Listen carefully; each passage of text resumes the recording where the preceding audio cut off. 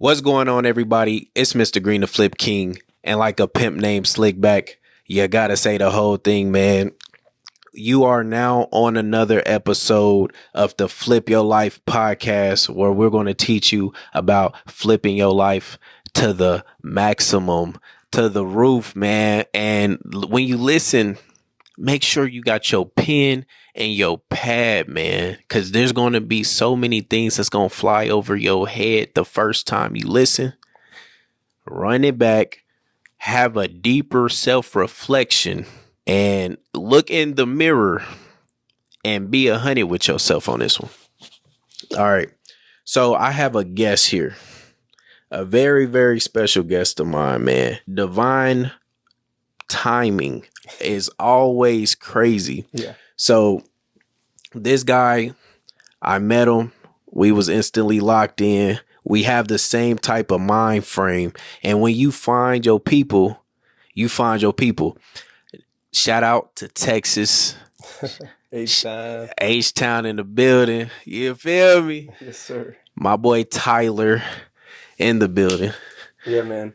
Honored to be here, man. I'm really glad that you invited me out. Seriously. Nah, for real. Yeah, man. Had to. Beautiful house, man. Seriously. Appreciate you. Yeah, man. And in Florida, too. It's beautiful out here, man. And kind of like you said, man, it is divine timing, bro. It's crazy. Nah. Because we met almost exactly a year ago. Facts. And it was pretty crazy because we met at this event called Fund Launch Live. Yep. And it's an event for emerging fund managers, people that want to start funds. And I had a good idea. I was like, man, I want to do it big. We're in Miami. It's a conference. Let's get a mansion. Mm-hmm. And so, man, I booked this mansion and obviously I wanted to split it with people. There were a bunch of rooms and I didn't know who was going to come, and was hoping not to have to foot the whole bill. And so posted and I'm like, hey man, if you're in any of these industries, you should come out. And man, Danielle messaged me on Instagram. He was like, bro, that looks pretty interesting. What is it? and I was like, it's an event down here. We're doing this thing. And I didn't really know you, I think, at all, really. I think I had followed you or something. We was just lightweight messaging. Yeah. Like that support. Yeah. And so I remember I was like, hey man, if you want to come, I got an extra ticket. Mm-hmm. I could sell you this ticket. And then for the mansion, your part would be $1,500, $2,000 or something like that. And I had already talked to 2 other people when I had posted it. And as soon as I said that part, they were like, ah.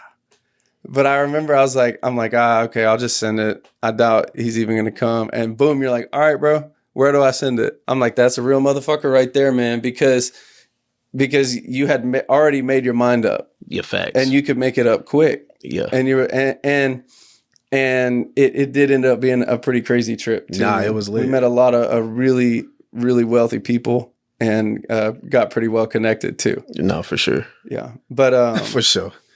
So then here we are a year later.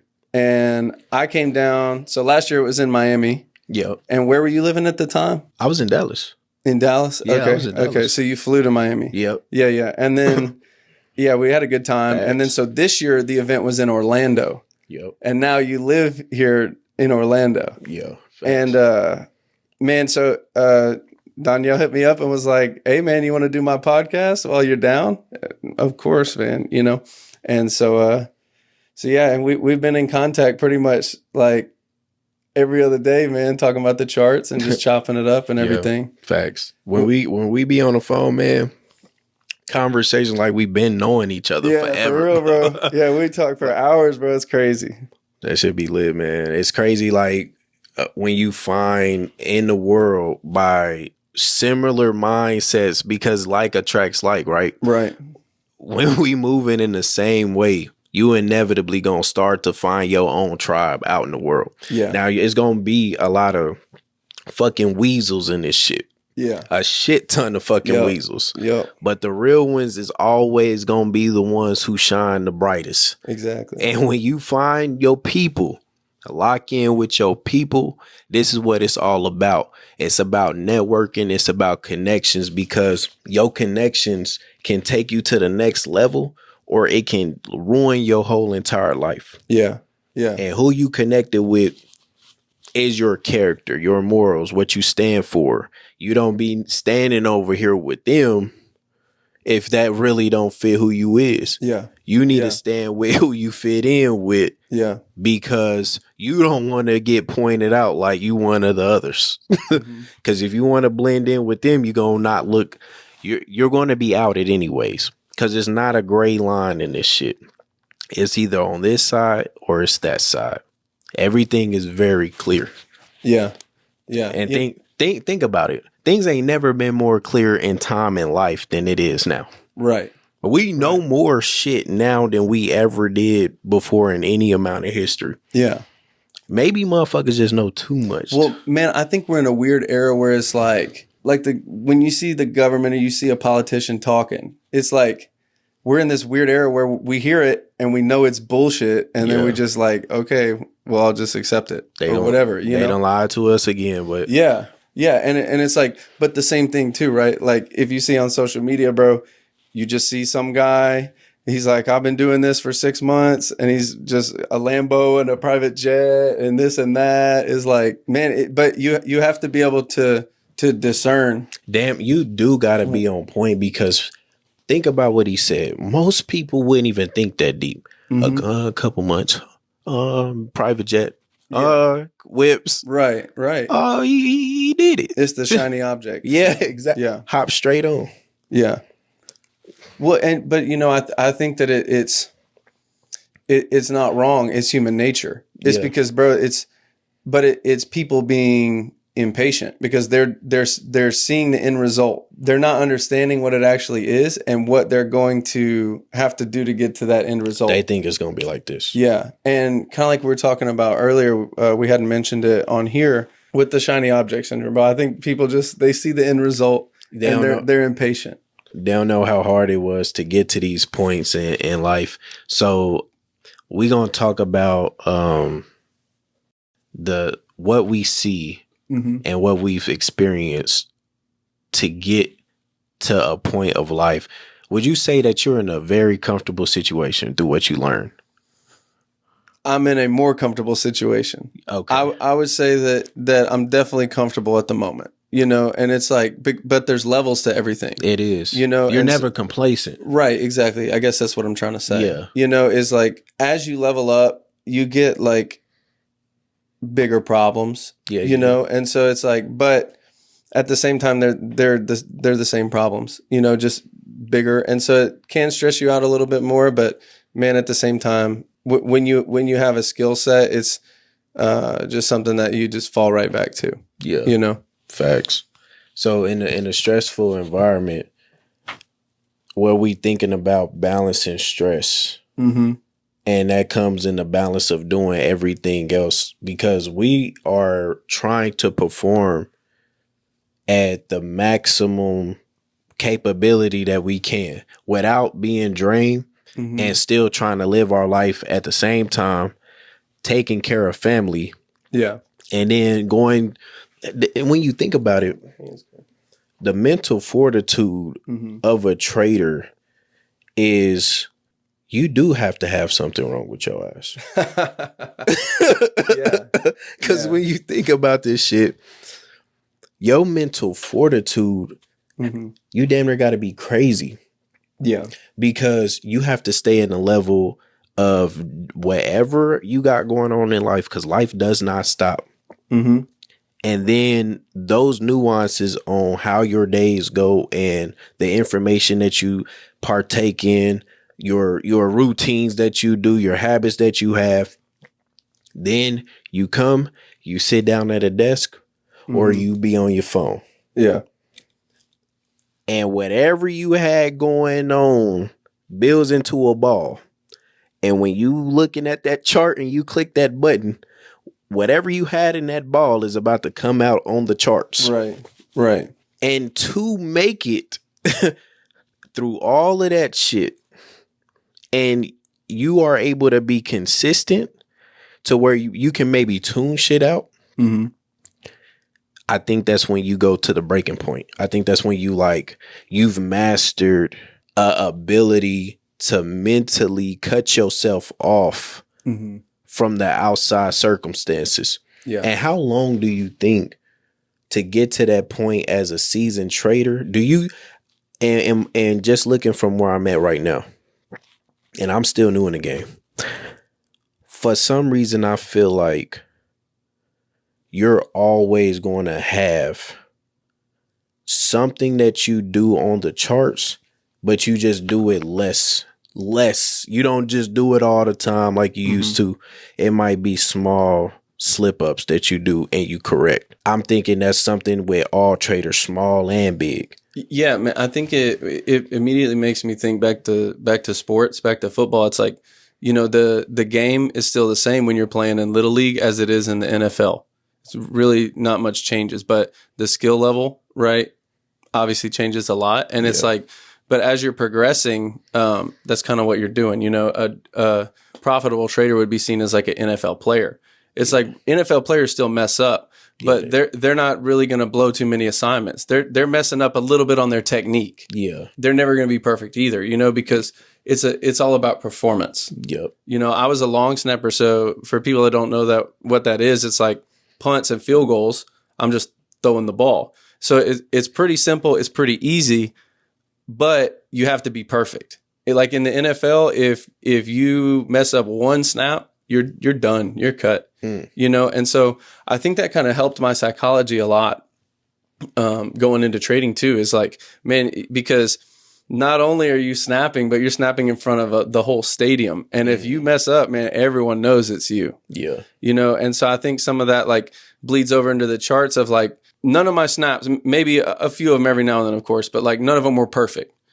But I would still be just as upset as when I'd first started learning. When I'd first started learning, I was real high, right? But then when I got to college, I was aiming for, say, like the belly button, right? And then I'd hit like here. I was upset. Yeah. Because I'm like, damn, dude, like I'm trying to get there to the center. And so as I kind of tuned in my technique, it's like the frustration was still there, but it's like the margin of error just gets smaller and smaller. Yep.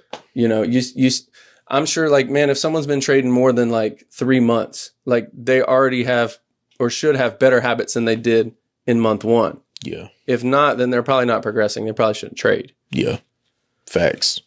And not saying you should be profitable, but just saying you should be seeing progress. That is a great point. Because when you think about when people start to quit early on and they was doing this shit, and they're not seeing the result. They're just losing. But they're losing in a better way. Right. And that's why showing up is so important, because some of this shit, it has nothing to do with strategy. It has all to do with your psychology. So you showing up is you daily crafting out your psychology. All right, I got to keep crafting this psychology point into my head until something changes. And if nothing changes, you probably just need to stop. Right. Maybe that's what it is. It's some people need to know your breaking point, because it should be an equity curve going up. Yeah. Not monetarily, but with those daily points that you carving out. Yeah. And if you do not see any changes, and it's been 3 months, okay, that's fine. 6 months, okay, that's fine.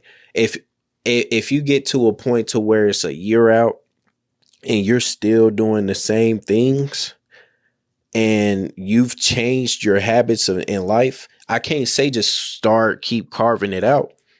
Your daily habits is the same thing that's going to help that equity curve change. Yeah. Yeah. So if you've changed your lifestyle and you've been working on the skill set and you're not seeing progression, you probably just don't have a psychology point for this. And not saying that you can't enjoy the benefits of the markets, you would just have to be a different type of investor. Yeah. And that's fine. Exactly. Yeah, that's good. Yeah. So you need to invest in something a lot slower that fits your personality a lot better. Yeah, you can still invest into the markets. Yeah, but it could be through a capital, a hedge fund, somebody that has a good skill set. Right. Because you can change your life in a different way. It doesn't have to, you don't have to necessarily learn the skill set. Not everybody is going to learn the skill set. Not everybody is going to have a mental place in this game. It's only so many people who can be able to extract money out the markets. And that's all just, it's funny because it's not what you learn.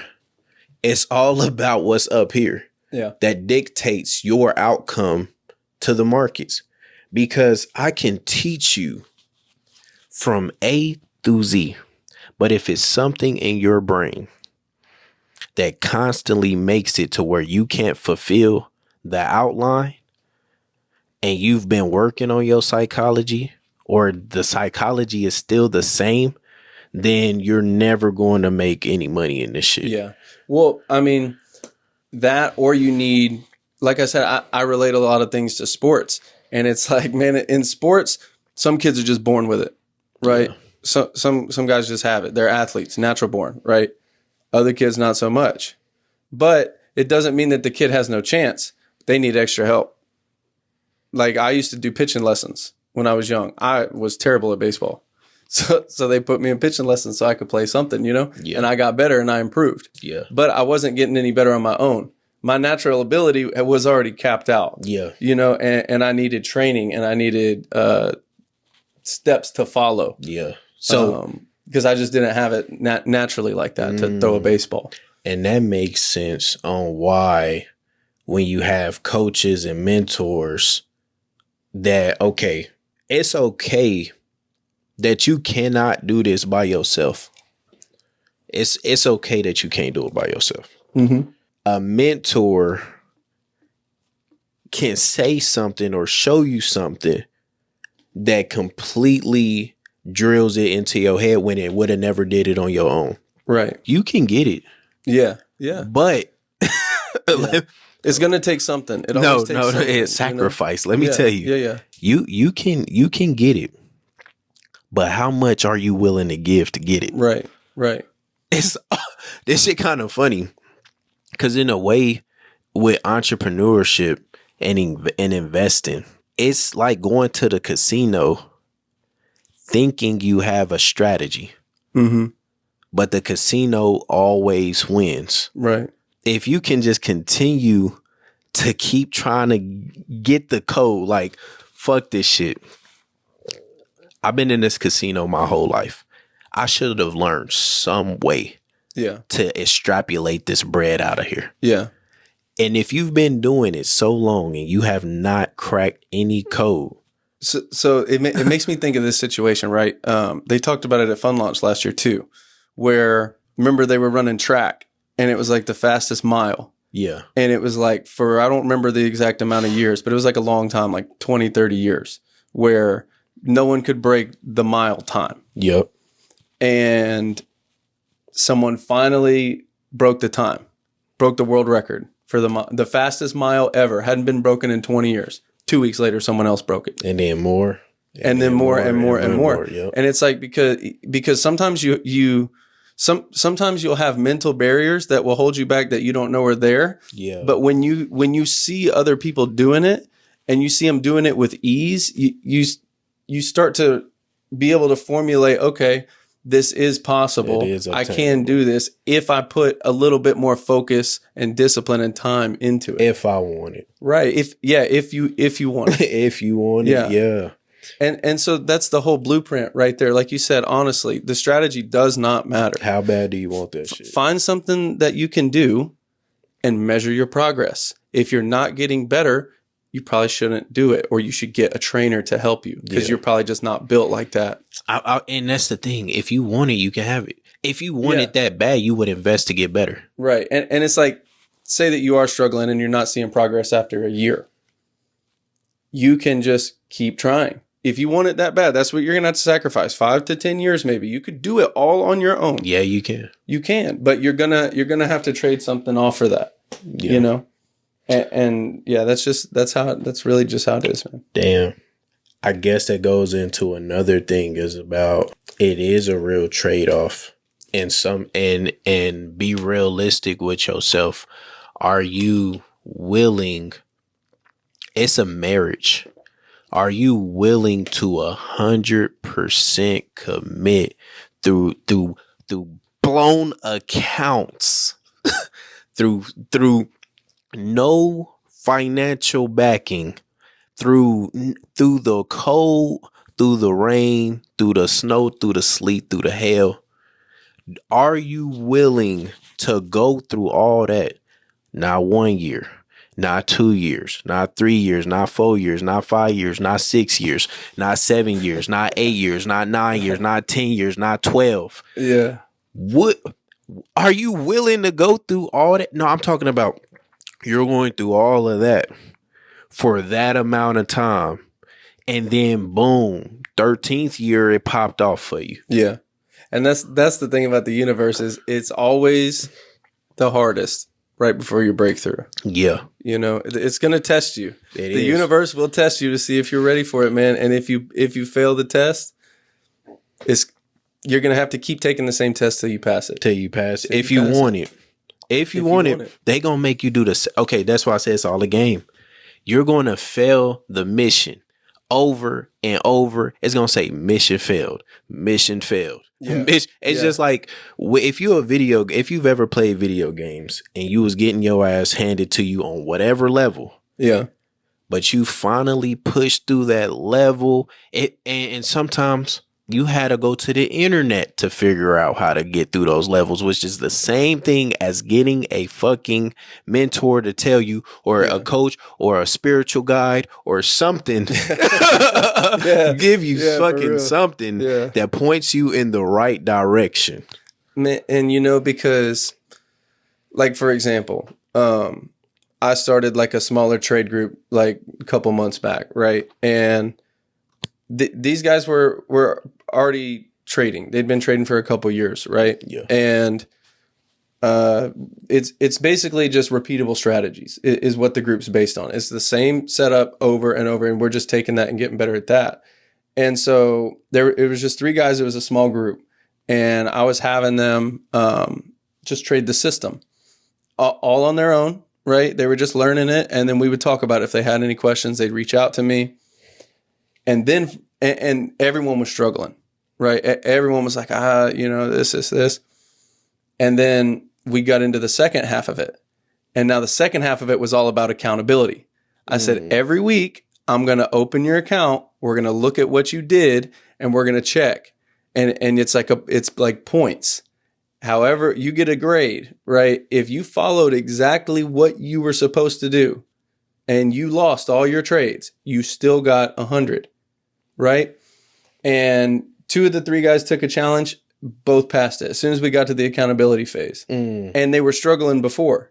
But nothing as far as the trading education changed at all. They were already trading this strategy. It was the accountability of Tyler's going to be on my ass if I take this trade, man. The reward, the short-term reward did not outweigh the long-term me being because I try to take it easy on them. We're all grown men, right? Yeah. But, I'm just talking to them like, hey, man, like you have to follow the system exactly. It's like a trust fall. But the more that they started working on it, it was like instant. Yep. And now it's kind of like, man, but now they have the skill, and it's up to them and how bad they want it and how much they can really realize and drive it into their brain that you have to follow the system. I always say this. Because we're not robots, but in this game, you have to be damn near operating. Your parameters have to be robotic. Right. Well, so yeah, and exactly. That you're working on. Like you're trying to make this robot. Yeah. You're the robot. I love this saying, man. It's a Navy SEAL saying, right? You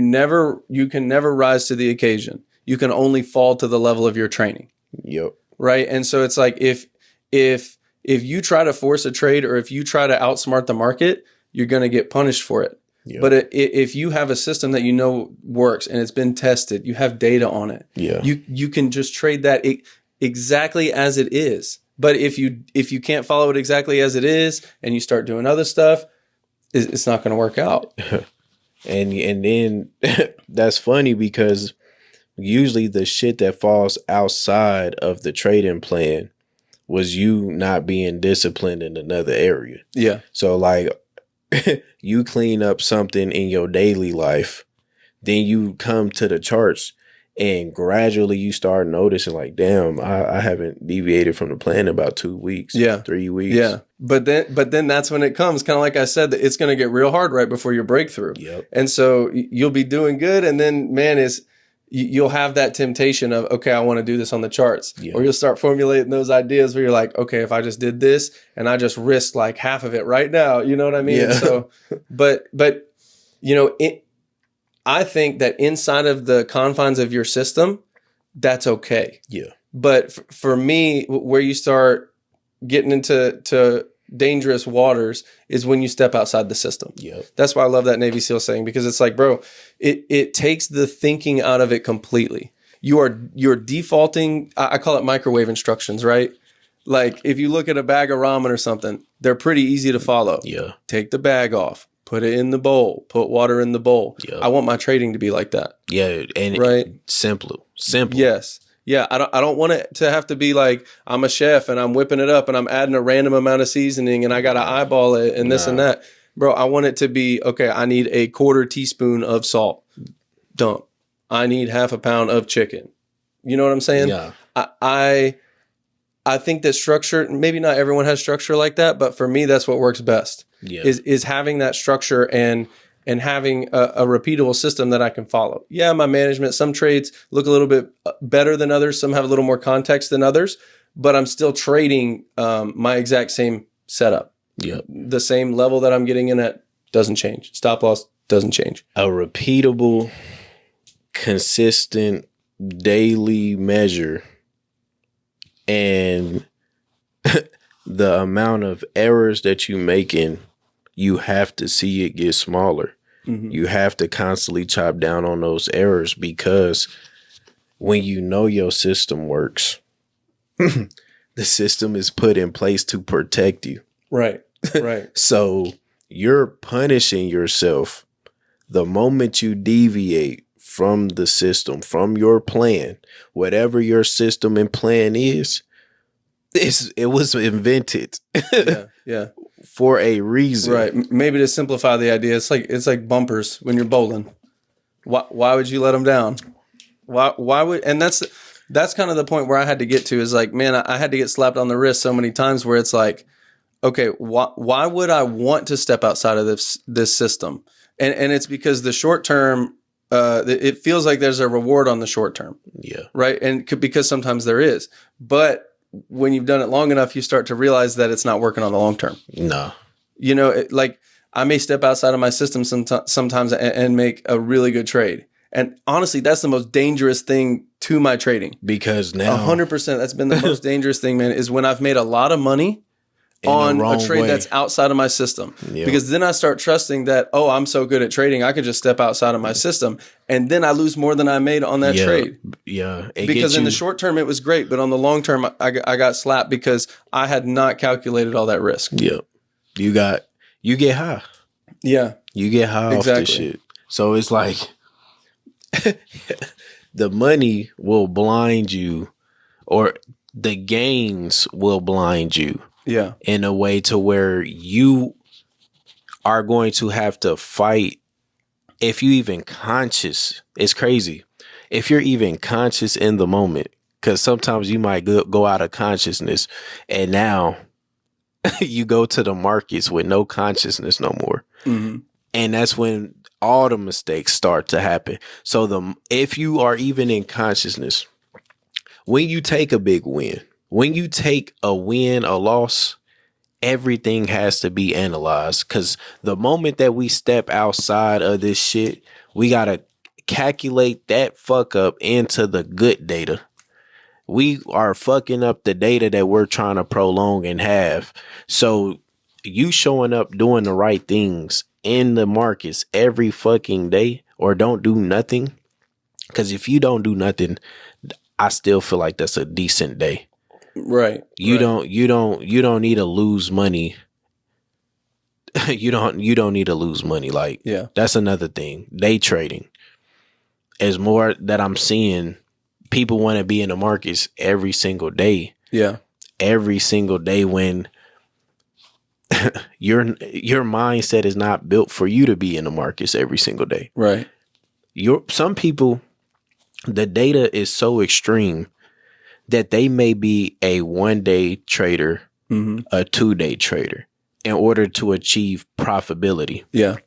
Like, okay, if this specific person trades more than 4 times a week, they're not going to be profitable anymore. Yeah. They need to trade 2.5 days out the week minimum. Yeah. And they perform on a long run. That's how detailed this shit is. Yeah. And if you're not getting any data, you will never be successful in this game. 100%. Because you won't even be able to figure out.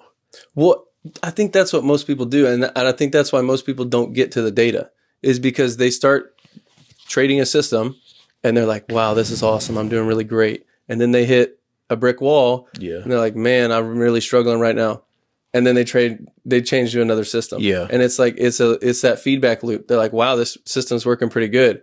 And then they keep trying it. And at the end of the month, they've given it all back. Yep. You know, and I think it's just, it's just that trading can kind of suck you in sometimes to that. And you have to understand the big picture. And if you don't have the data, then you really have it, because sometimes the data can be so close, and it's, as humans, we can't really just see the charts and compute all that data and understand the real probability that's going on there. Yeah. You can build systems for that, right? Like I was talking, trading is a lot like counting cards, and obviously you're going to get caught counting cards if you're doing it. And how do most people get caught? Because they skip. Right. And so that's how they catch most of them, is because on the hands that are less favorable, they'll bet very small bets. On the hands where they know they have almost no shot, they don't even bet. And that's how they get caught. And then when obviously a good trade comes up, they double down. Yeah. And but data will help you do that. Like, for example, I was reading John's book from Fund Launch, Bridger's dad, John Pennington. Yeah. He has this example, right, where, because everything that you get in trading, it is information. So there's 3 doors, right? 1, 2, and 3. It's like a game show. There's a prize behind a door. So if, say you pick door 1, what's the percentage chance that you're correct? 33, right? So each door has a 33.3% chance.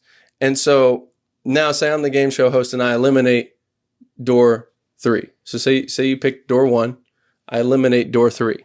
Now I ask you, do you want to change doors? Would you like to pick door number 2, or would you like to stick with door number 1? And so when you think about it from just a basic human perspective, you're looking at it, you're like, well, there's only 2 doors. I got a 50-50 chance. Yep. But the reality is, when you took that loss on the 3rd door, it's not a 33 chance anymore. It's 50-50. When you're looking at those 2 doors, because you've taken that loss, now you've paid for information. Yep. I know it's not door 3. And sometimes, right, we're tempted to take that short term. Nah, I'll stick with door 1. I'll take the 33% chance. And we win. And that's what I'm saying. It's not good for our trading psychology. It's better to look at the numbers and go, and instead of getting emotional or worrying about what the market's doing or what was said on the news, you're going 33% chance, 50% chance. I choose 50 all day. Yep. And it simplifies. And so if you have that in a repeatable system, I mean, it's the easiest decision you'll make. And then from there, it's you battling your inner demons. But the system itself is easy. Yeah. Damn. So right now we living in a time. What would you say the time that we living in? How is it feeling to you, man? And the times that we in today. Oh man, I've been dying to answer this question, honestly, because I think, when we look back, because obviously we're existing right now. Yeah. We think that we're like the forefront of like humanity. Yeah. When we look back, we're like, oh, that was so like old. Like, bro, like 100 years ago, they were just now making cars and stuff, like, commercially. And, man, it's like if you take 100 years back further than that, bro.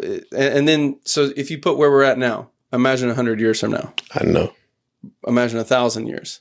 Imagine 10,000 years, right? I don't think it's going to stop. I think we're going to keep progressing. We're going to keep going, you know, and that's crazy to me to think that we're really just in the beginning. Like for example, you know, I like older music, you know, I like listening to like 80s and stuff like that. And it's like crazy, the quality compared to now.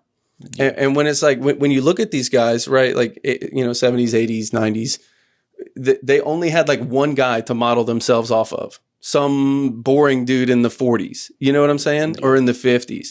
And it's like, but we're now creating this new like human culture, you know, where we're progressing and we're globalizing everything. The whole world's becoming connected, you know, and I think that that we're really just like in the beginning of all this, seriously. Yeah.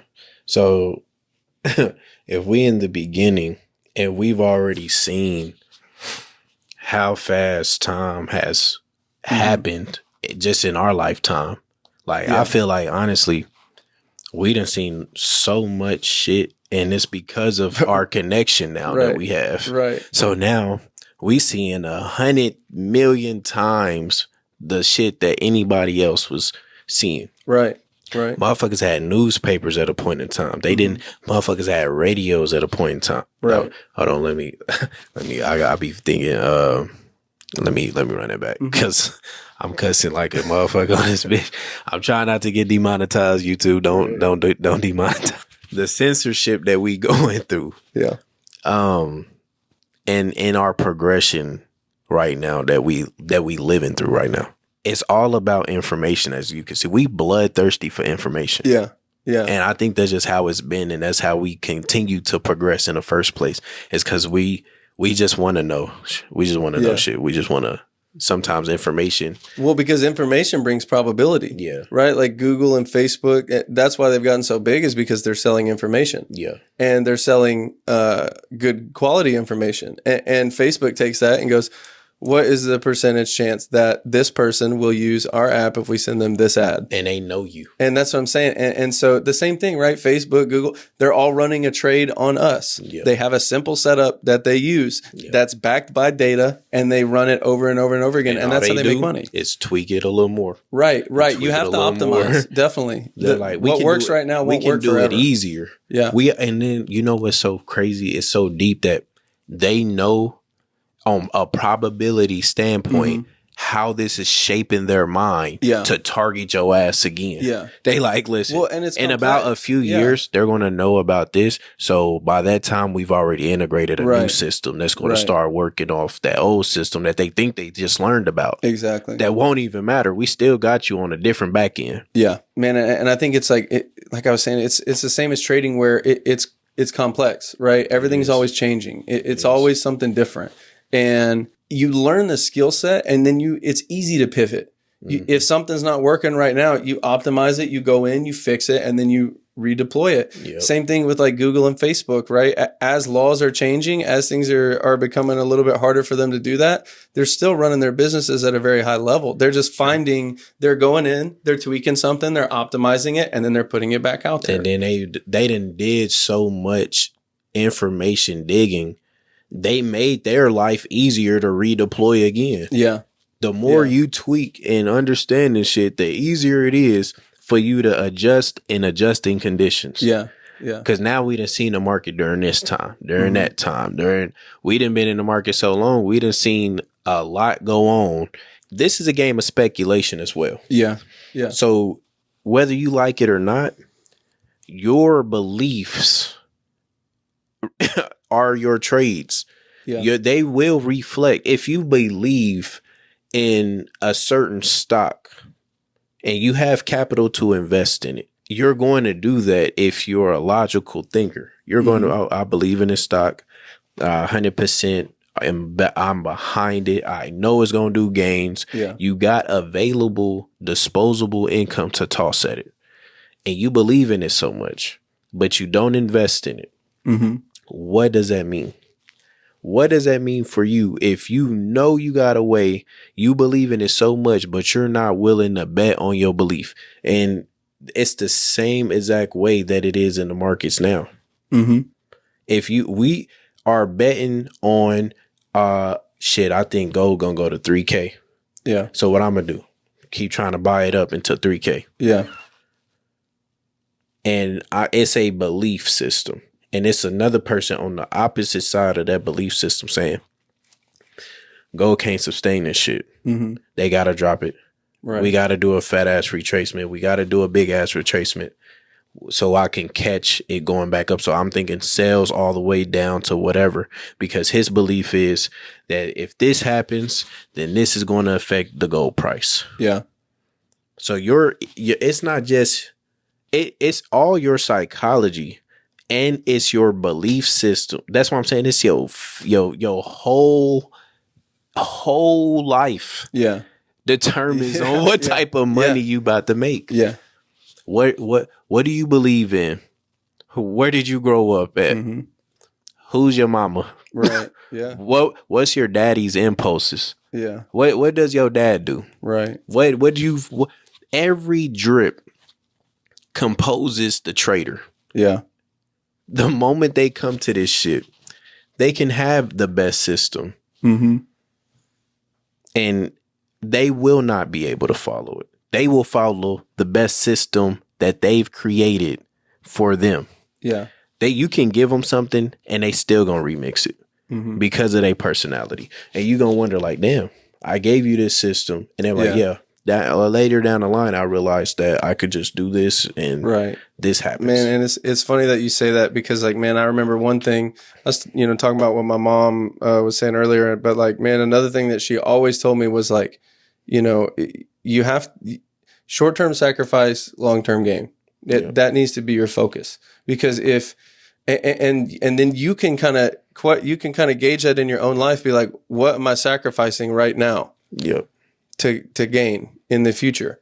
And it's like if you aren't sacrificing something to better your future, then you're probably not going to gain anything. It's just the way the world works. It's the laws of the universe, right? Don't shoot the messenger, But if you can sacrifice something on the short term, not in vain, but for a longer term purpose, go through whatever you got to go through, you will reap the rewards. Even if it's like, for example, if you just started trading, you may have to make a lot of sacrifice and you won't be at the point where you get a monetary compensation for that. You may just be compensated in progress. You might get a little bit better. And that's a win in itself. Yeah. And that's why you have to start looking at the money that you're losing. Those are still investments. Yeah.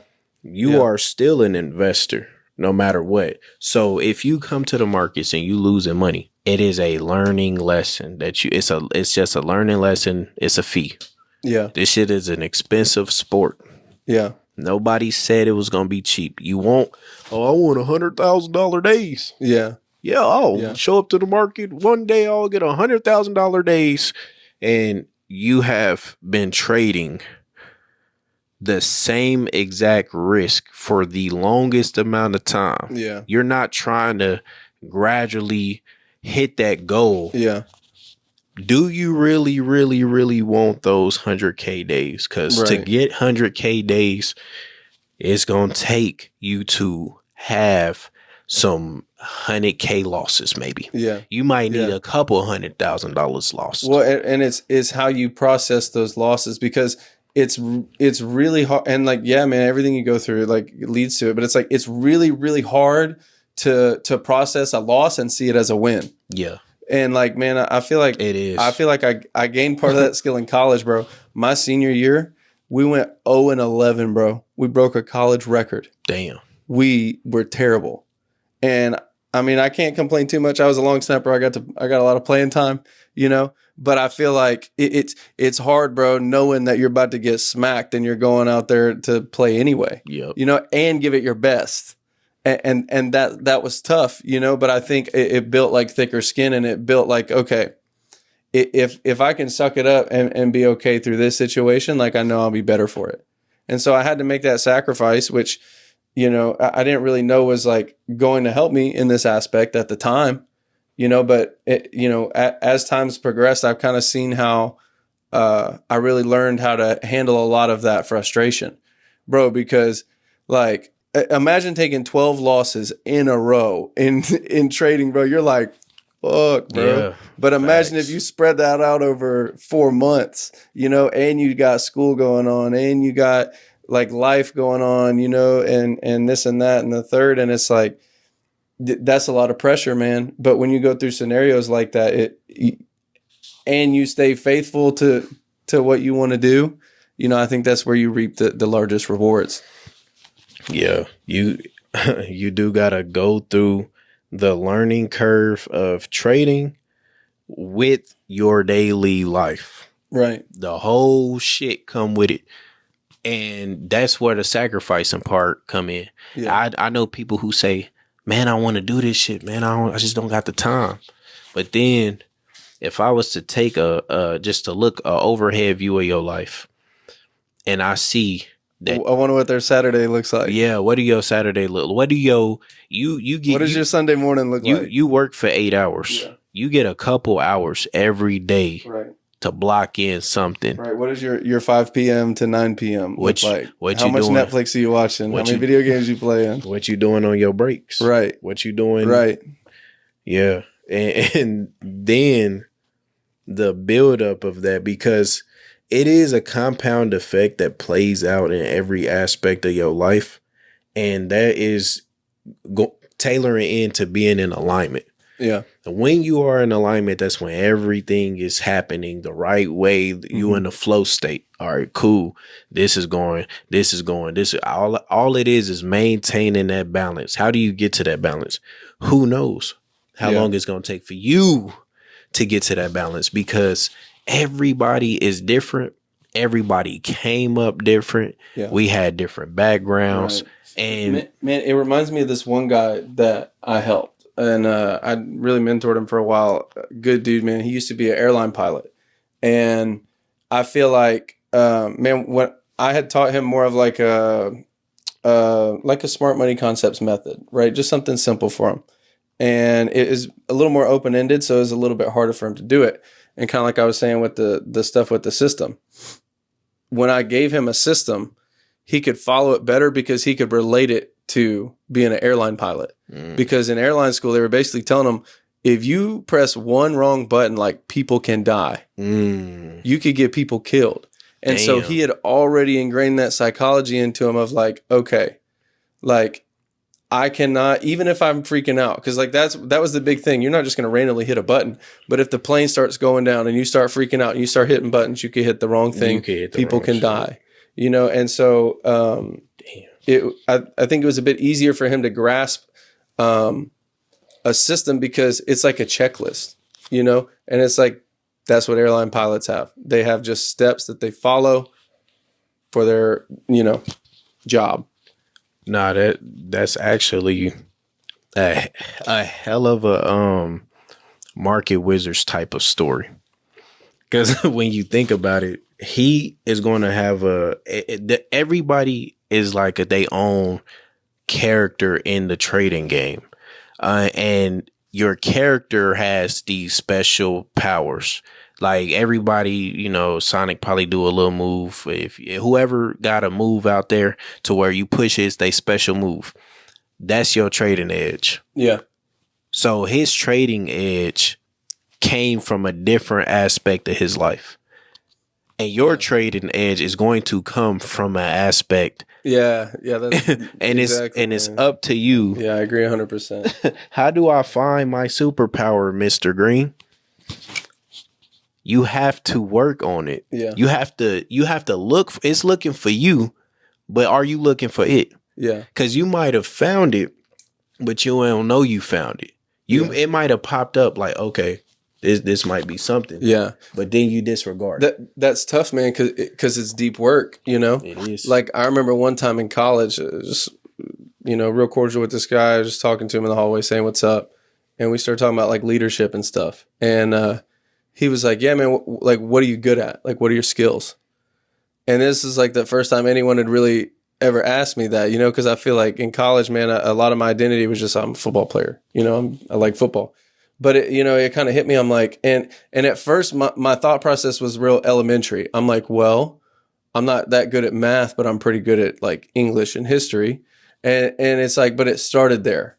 I'm like, okay, well, I work a lot better on storylines, right? And I work a lot better on the context of what's going on. Yeah. And but I think like coming up in football and organized sports and stuff, I really need a lot of that structure too. So I think like what I do, kind of like you said, is it's crazy when you look at it like that. Trading is literally just your life on the charts. It is. And because it's a competition. You're competing against other people and other institutions in the market, and at the end of the day, you're really just competing against yourself. You is facts. It really is. It's definitely the most difficult market, but it's got to be the most interesting as well. I think The reward of doing this shit is, I think, one of the most satisfying things. Because I see that aspect of it. It does point a light into your mental composure, your mental fortitude, and I think I just find it super attractive to just be in this shit, because I know that I'm gaining something in a different way than just making money. I'm gaining something on a daily basis about myself and about how I can get better. And you're maturing your character, really. Exactly. Yeah. Going through these situations, because we making decisions, and then you realize the decisions that you start making, whether it be in your daily life, then it goes to the charts when it comes to making faster decisions. Mm-hmm. If you're somebody who, if they say, hey, you hungry? What you want to eat? And you take 2 hours to figure it out, you need to change the habit to now you just pick something. Yeah. Yeah. And that will start to reflect slowly but surely on the charts when it comes to whatever discipline issue you have. Mm-hmm. You will probably be able to recognize it and cut it quicker. Yeah. So that constant battle with even understanding, okay, I'm coming to the markets to learn something more about myself. And am I aware of what's going on? Because if you're not even aware of what's going on with the situation, you show up to the markets, you place a setup, you lost a trade, and you have no understanding of what just happened. You're like, okay, I lost, next. You don't process the loss. You don't know if it followed the book. Do you? If you're not even reflecting, do you even know if that trade was a part of your plan? Right. Did you go through the checklist? Yeah. Right. It goes back to data, and just like looking at that system, is this what you were supposed to do? Or did you step outside of your rules? Did you step outside the rules, and do you recognize that you did? Right. And then you can start doing the deep work and go, okay, why? Why? Now it's backtrack. Right. Why do I think that this is good for me? Yeah. Why do I think that this is helping me? And then you need to do a self-reflection. Boom, boom, boom. This is what I did this day.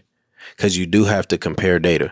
I did this day. I ate like this. I went to sleep at this time. I woke up at this time. I showed up to the markets at this time. You need to get as close to replicating that schedule as possible. And if you want real raw data, even though you're not a robot, the routine that you have to do in order to achieve this shit is just like going to the gym and training and being consistent with that training. You have to show up, even though you probably gonna be sore for a minute. Yeah. Probably gonna be hurting. Yeah. All type of shit. Same way with this shit. Yeah. You got to show up. Well, that's the thing, right? That you should be. Yeah. Because you could also go to a workout and half-ass it and barely give it anything. And you'll have done the workout. You'll get the dopamine for going through and finishing it, but you won't achieve the same results as everyone else. No, you won't. And it's like, I think a lot of people will end up cheating themselves like that, where they'll show up to the charts and then be like, "Oh, I showed up," but they're really only putting in half-ass effort. That is entirely true, because if you, depending on how you're showing up to the charts is another factor. Yeah.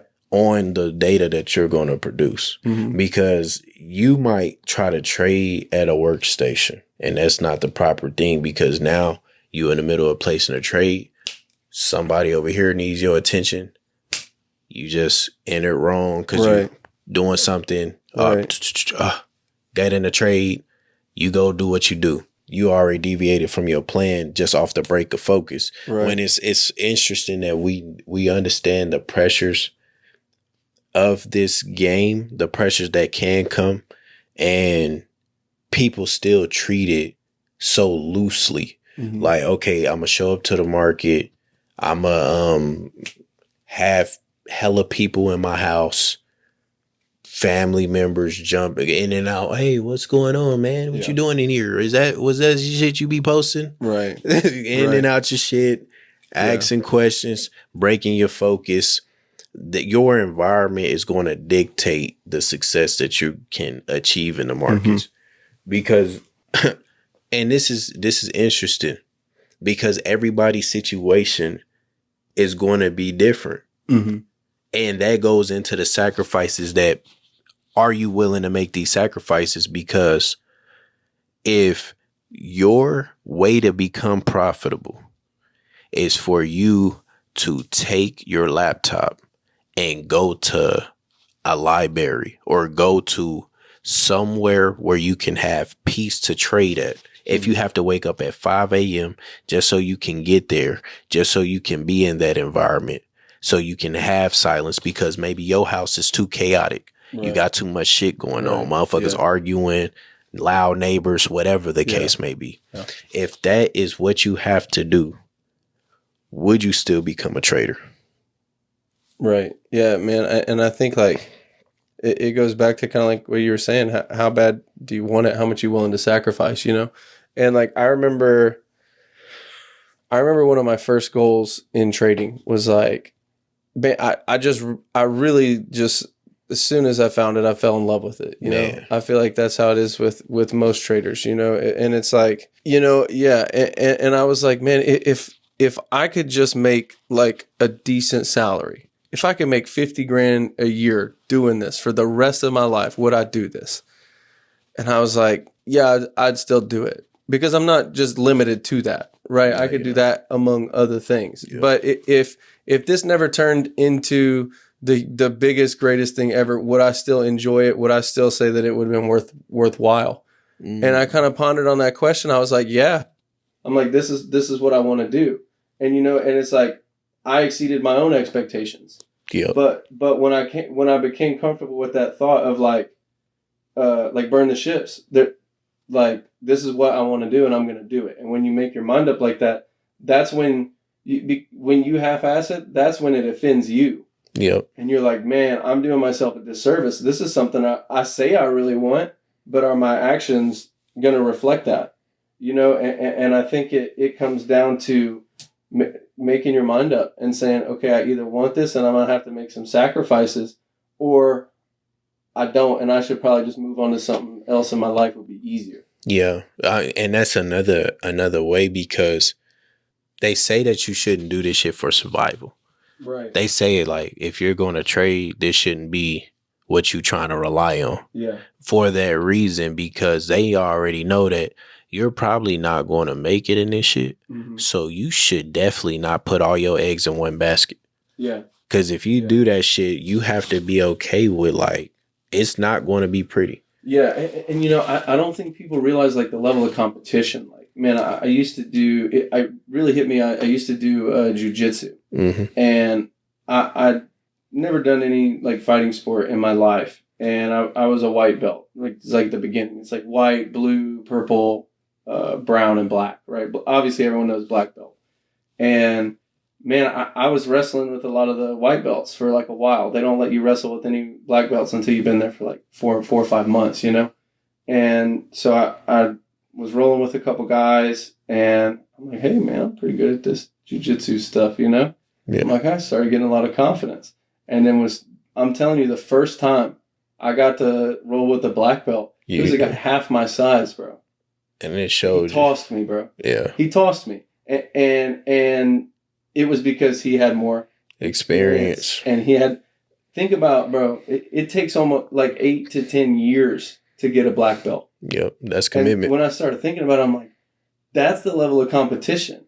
And people walk up with a white belt on 3 or 4 months, feeling like they step in the ring with a black belt, and it's like, bro, they don't even understand that their chances, if they don't follow their system, are absolutely almost zero. It's shit. Even if you're going against a black belt, even if you following your system, you got a slam chance. Exactly, because they're going to overpower you. Yeah, their system is going to find a way to exploit yours.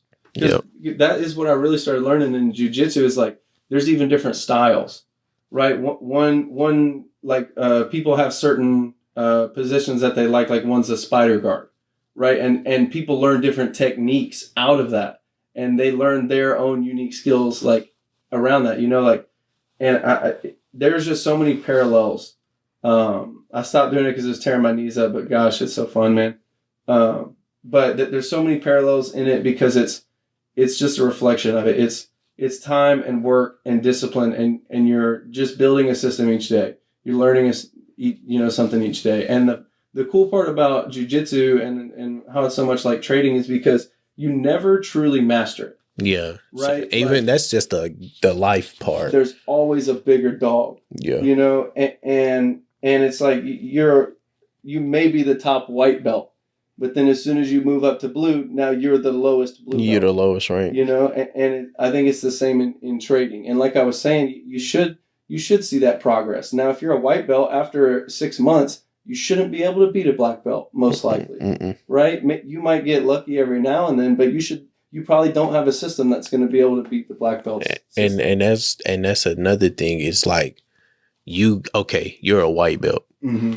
You go to the black belt, you win. Yeah. Out of nowhere, okay. You think you really won. yeah. Best of 5. Let's go. So that alone is that false sense of confidence that winning trade or do to your ass. Like, you win that one and then lose 4 times. Yeah, no, yep. Now it's like, damn, you got to go. Now you done went from white belt to blue belt. Now your ass going back to white belt. Yeah. You get your ass whooped so bad. They sending you back to the white belt.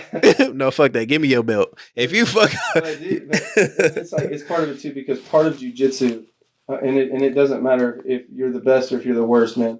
It's part of it's just tough, man, because there's gonna be days where you just get your ass kicked, man, and you're giving it everything you got. You're trying your best. You're throwing your best systems out. But when it comes down to performance, like, and you're just looking at that. Kind of like you said about all the other psychological things, how you're sleeping, what's going on in your life, how many distractions there are, and it's like there will be days that throws you off, but it gives you opportunity to work on it and get better and improve. Yep. And you have to see it that way, kind of like you said at the very, very beginning. It's black or white. Yep. You're going to go there that day. You're either going to choose to get better, you're going to choose to get worse. Yep. You might win, you might do really good, and you got to choose to get better. You might get your ass kicked. You got to find a way to get better. Do you want to get better? Yeah. That's the role of the day. That's the moral of the story, man. Do you want better for yourself? It ties back into looking in the mirror tonight, right now, and asking yourself, being real with yourself and reflecting on your life, your patterns, your focuses. Yeah. Because where you putting your focus at is going to dictate where you putting your emotions at. Mm-hmm. Okay, you're emotionally invested, which makes you start to move towards that direction, whether you like it or not. Yeah. If your mind is wandering and you only thinking about a specific thing, there's going to be specific emotions that result in specific actions towards that thing. So reflect on what those things are that you have constantly running. Mm-hmm. And that is, you're seeing a reflection of that in your life, and it's not positively impacting you. You need to remove it and replace it. Yeah, you have to pay attention, man. Pay attention. Yeah. All right, man. This is another episode of the Flip Your Life podcast, man. It was a great episode, and we gonna do another one, and another one, and another one. It's Mr. Green, the Flip King, like a pimp named Slickback. You gotta say the whole thing, man. We on.